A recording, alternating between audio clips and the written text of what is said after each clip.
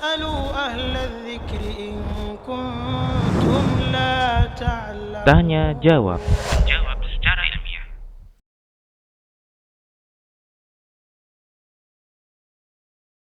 Jadi ya pastinya tidak ya kalau kita ini mengajarkan anak sholat, kemudian kita juga nyuruh anak sholat. Yang zalim adalah kalau kita paksa mereka, ya. Kemudian kita hukum mereka, kita pukul mereka misalnya kalau kalau mereka nggak mau sholat. Padahal Nabi mengatakan muru auladakum bisolah wahum abna'us sab'in. Perintahkan anakmu sholat ketika di usia 7 tahun, wadribuhum alaiha wahum abna'u ashrin. Pukul kalau nggak sholat di usia 10 tahun. Ini adalah tuntunan Nabi yang mulia alaihi salatu wassalam.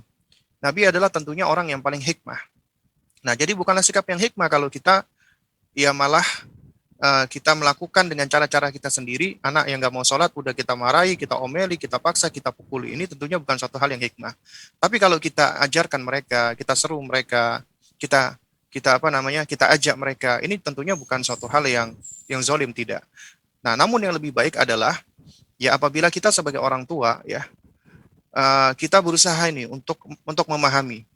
Ya, kenapa kok Nabi SAW itu memerintahkan anak sholat di usia 7 tahun? Karena ada yang istimewa dengan usia 7 tahun. Itu umumnya anak usia 7 tahun itu sudah tamyiz. Dan di antara ciri tamyiz adalah anak-anak sudah lebih mampu untuk konsentrasi, sudah lebih mampu untuk diam. Sementara sholat itu di antara esensinya adalah khusyuk dan tumakninah. Khusyuk itu membutuhkan konsentrasi, tumakninah itu membutuhkan istiqrar, diam, nggak banyak gerak. Ya. Nah, oleh karena itu, anak usia 7 tahun itu lebih mampu untuk sholat dengan cara yang lebih baik. Adapun sebelumnya, tidak, belum. Tapi bukan artinya anak dibiarkan, enggak.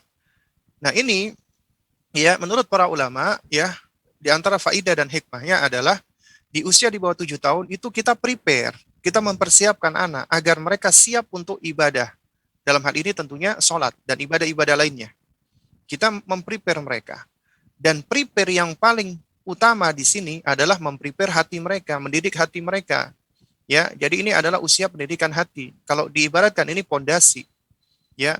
Jadi pondasinya adalah pendidikan akidah, pendidikan hati mereka.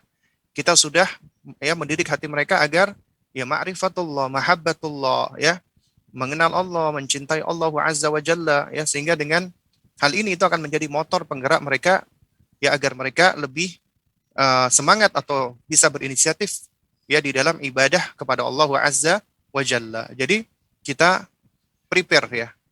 Di antaranya dengan cara juga kita jelaskan tentang sholat itu apa, kenapa sih kita harus sholat ya. Nah, dengan bahasa-bahasa yang sederhana, yang simple kepada anak-anak kita yang bisa mereka pahami sehingga mereka tahu bahwasanya sholat itu adalah bukan sekedar suatu hal kewajiban, tidak. Tapi kita yang butuh untuk sholat, karena di dalam sholat itu kita sedang bermunajat, kita sedang bermunajah kepada Allah, berbisik-bisik kepada Allah. Kita sedang berbicara, berkomunikasi kepada Allah. Ajarkan itu semua. Ya, bahwasanya salat itu nikmat dari Allah Azza wa Jalla.